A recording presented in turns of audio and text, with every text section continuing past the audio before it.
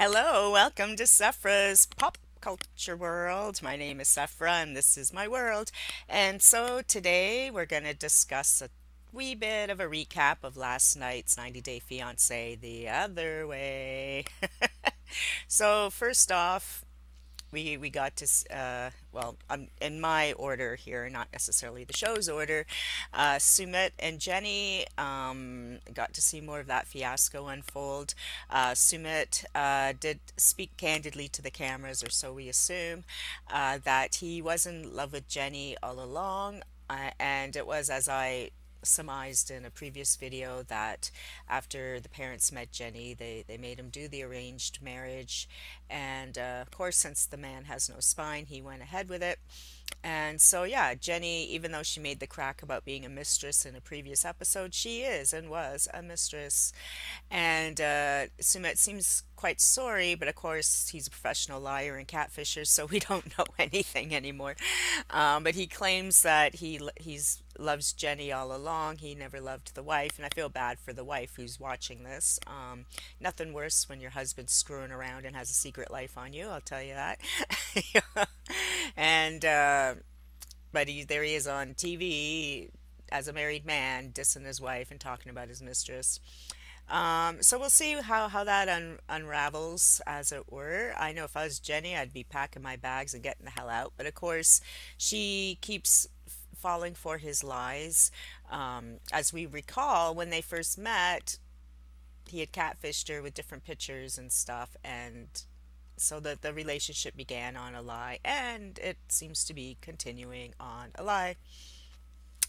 Then Laura and Aladdin, they're still in the throes of their 3 day wedding.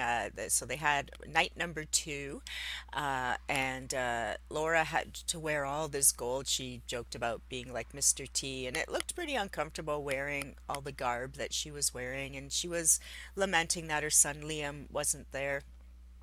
Um, Now we did kind of find out that Liam's not really not going to these celebrations because he's so resentful, but the fact is he has diarrhea, he has food poisoning or whatever, and when you consider that he's traveled 20 hours or however long it takes to get there, and then eating food he's not used to. And we know about things with the water and stuff, and he's a young man, so he's probably wasn't as careful as some of us older people might be, putting pills in the water or whatever. So he got some kind of gastrointestinal issue, and no, he's not going to want to go to like a big all night party if he's sitting on the toilet. And I'm sure, as we've seen in other episodes, that cultures are different as well as bathrooms and hygiene and so on. So he's probably all, you know, um, it probably hasn't been a good time for him.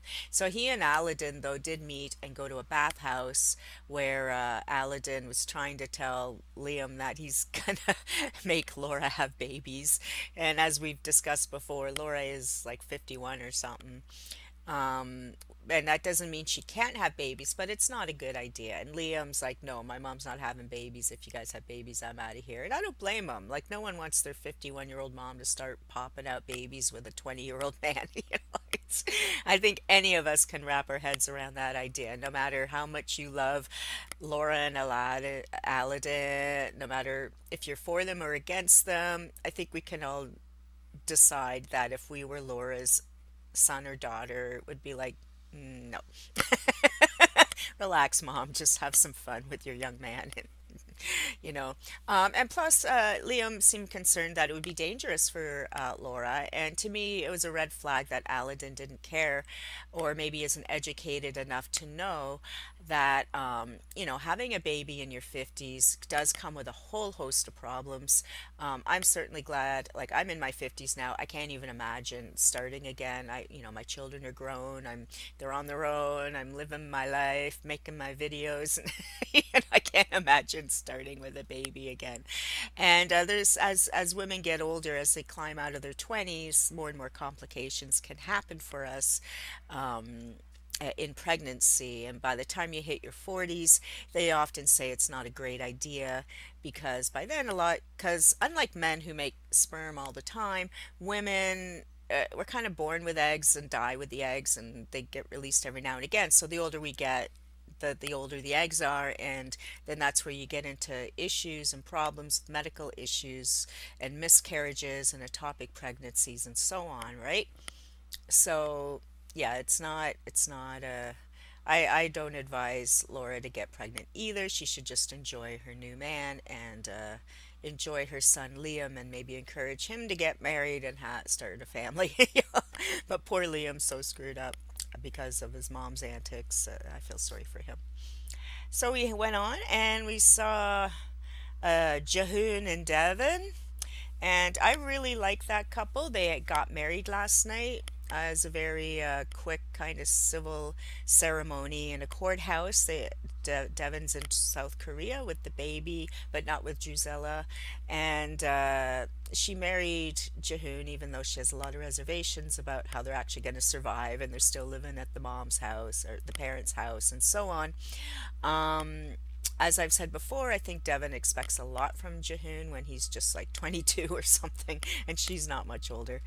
But Devon is a mom already, so she understands responsibilities more so than someone like Devon would, who's still living at home with his parents and doesn't really have a job. You know? So it'll be interesting to follow them. I actually really like them. I think they're a really cute couple. And I thought I read somewhere a long time ago that Jahoon is trying to be a pop singer, and so I'd like to see some of that footage of him singing and maybe trying to get an agent and his career and how that's going to go.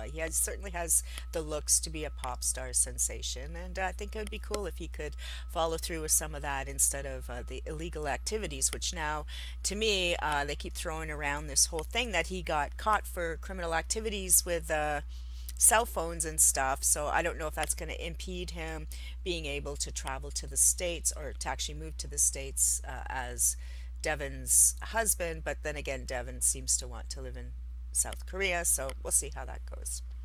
Then we have Corey and Evelyn, who I just don't like that storyline. I just feel like there's something off about it. I did like Evelyn more last night than I did previously.